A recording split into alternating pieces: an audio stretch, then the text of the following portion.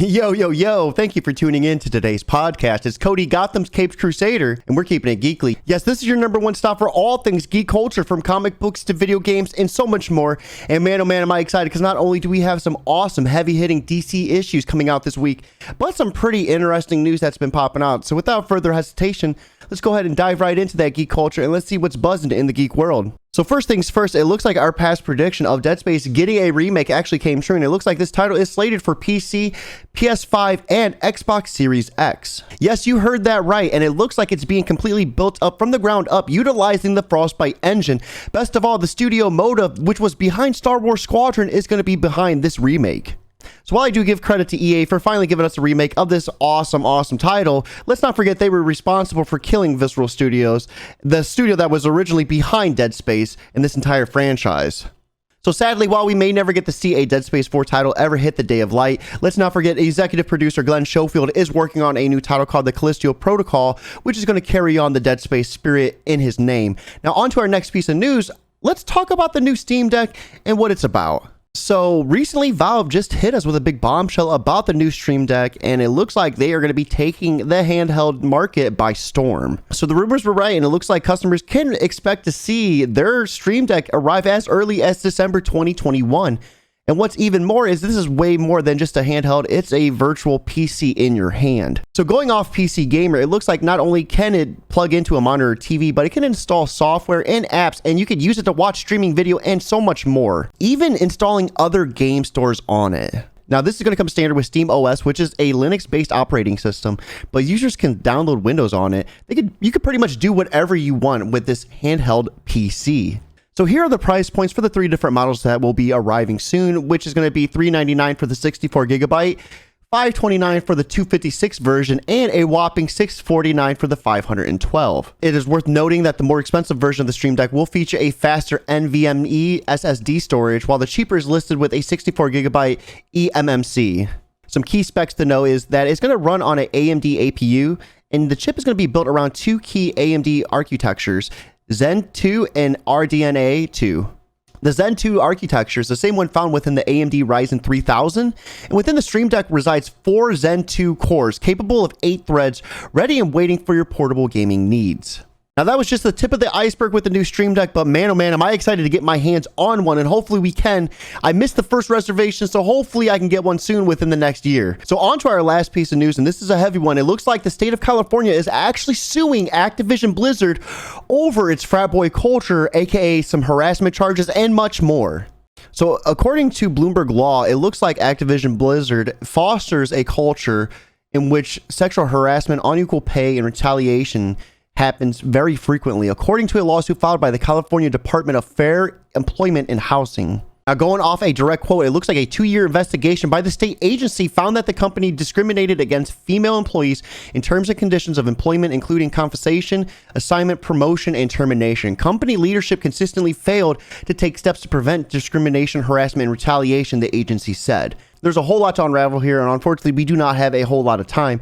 So I will leave a link down in the description for you guys to read if you're interested. But a key point I do want to take is the suit also points to a female Activision employee who took her own life.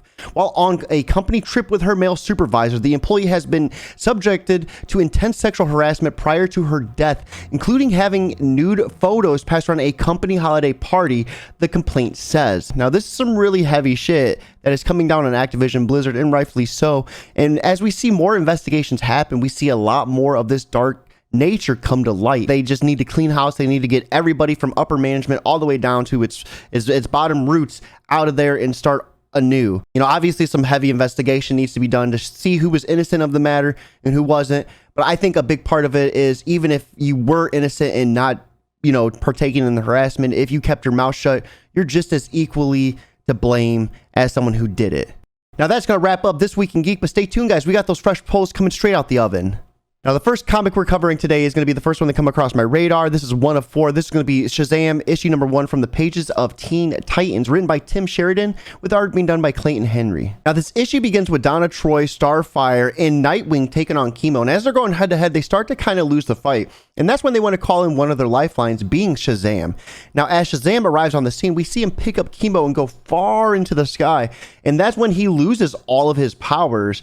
and we see this vision of the Rock of Eternity explode. Now we come to find out that Billy Batson loses his abilities at random, and as he delves his feelings to Raven, that's when we find out for sure that it was the Rock of Eternity exploding that caused him to lose his powers and fail that fight with Chemo. Now, later on, we see a fight ensue between him and Brick, and Billy's just all wrapped up with all sorts of emotions, and Starfire comes to the rescue, and she wants to talk to Billy ASAP in the office because Billy's supposed to be leading by example, but things are just getting really frustrating for him. And that's when a LexCorp satellite falls to the Earth, and Starfire wants Billy to stay put, but Billy just doesn't listen, and he runs out screaming Shazam, but his powers are not working. Eventually, though, they do, and he goes to catch that satellite, but they fail on him again, with Superboy coming to the rescue and saving him in front of everybody. And it just embarrasses him to no end. Now, after all of this, we see him get barraged by his sister, and it looks like Freddy is dying. So Billy's on a mission to figure out what is happening with his powers. Now, sometime during this conversation, we find out that Dr. Fate and the Teen Titans are in the conference room, and they are talking about some pretty heavy stuff. Billy, of course, goes up and starts to eavesdrop, and we find that a celestial event is happening. And this thing has not only caused the Speed Force to mess up, it ultimately destroyed the Green Lantern's source of power. This thing is a heavy hitter. Now, this, of course, has displayed the Rock of Eternity, and it put it in nowhere else but hell, causing Billy Batson's powers to forever short out. Now, during this, we see Billy make up his mind that he's going to hell, but he has no idea how he's going to get there. And who, of course, shows up? None other than Dane, Raven's star pupil, and he has a one-way ticket to get him there. Now, on to our next issue. This is going to be Justice League issue number 65, written by Brian Michael Bendis, with art be done by Stephen Pugh. Now, this issue begins with an explosive revelation after Black Canary rips into Green Arrow after finding out that he's not only been funding the Justice League, but also Checkmate. Now, Checkmate is a government intelligence agency established by Amanda Waller as an independent branch of Task Force X. Now, the man behind the rifle is none other than Demon Rose from Argus, and he is the brother of Lois Lane, but their meeting is cut short as Deathstroke explodes onto the scene. Now, at this point, we pivot back to the Hall of Justice as the Justice League is holding the front and Superman is going head-to-head with Senmar, and things are getting insane. Now, as this battle intensifies, Batman calls for all hands on deck, even the Dark Justice League, and it's kind of weird. No one can find Shazam, no one can find Black Adam, or even Supergirl. Now, the tide begins to change fast, and our heroes are forced to regroup at the Hall of Justice. Batman is standing his ground, and he tells everybody that they cannot fail, that this building cannot fall. Now, during this, we pivot back to Green Arrow, Black Canary, and Deathstroke, and Demon Rose, and they end things in a good old-fashioned shootout. Now, this issue is taking everything and just full sending it and just throwing everything at all fronts for you. And man, I cannot wait for issue number 66. Now, on to our last issue. This is going to be Nightwing, issue number 82, written by Tom Taylor, with art being done by Bruno Redondo. Now, this issue begins with Melinda and Dick Grayson talking, and during this, he calls Oracle and motions for her to call everybody off. We see the Teen Titans and Batman leading the way to come save Dick, and Melinda was about to have a lot on her plate. Now, while Dick doesn't believe Melinda, she motions him to come upstairs to meet someone who would be a little bit better to convince him otherwise, but she suggests that he changes his clothes so he doesn't reveal his true identity. Now, when they go upstairs, we meet none other than Melinda's mom, and we get a nice little origin story and a pretty touching addition to Nightwings. Now, it looks like Melinda was bought by Tony Zuko at the age of 23, and he was a pretty violent and possessive person. Now, it was at this point when they were at a circus that she escaped, and she was taken into sanctuary by none other than Dick Grayson's father.